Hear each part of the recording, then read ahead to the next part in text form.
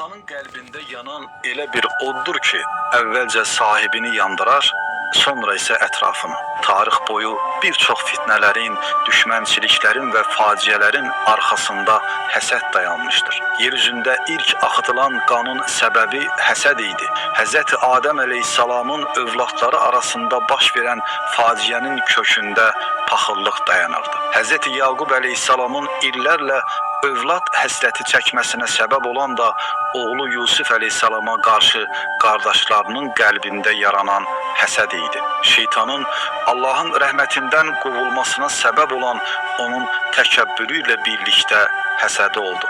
Nəmrudu, Firavunu və Əbu Cəhli haqqı qəbul etməkdən saxlayan da qəlblərindəki paxıllıq idi.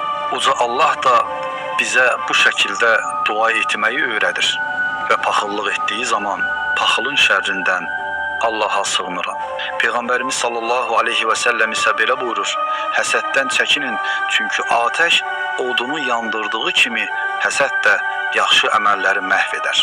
Böyük şair Sədi Şirazi də nə gözəl deyib: paxıla istəmə bəla, o yazıq olmuşdur əbədi bəlaya düçar. Nə lazım olasan paxılla düşmən, onun paxıllıq tək öz düşməni var. Unutma, başqasının nimətinə baxıb kədərlənmək sənə heç nə qazandırmaz. Çünki hər kəsin ruzisini verən Allahdır. Qəlbini paxıllıqdan təmizlə. Allahın sənə verdiklərinə şükr et və başqalarının xoşbəxtliyinə sevin.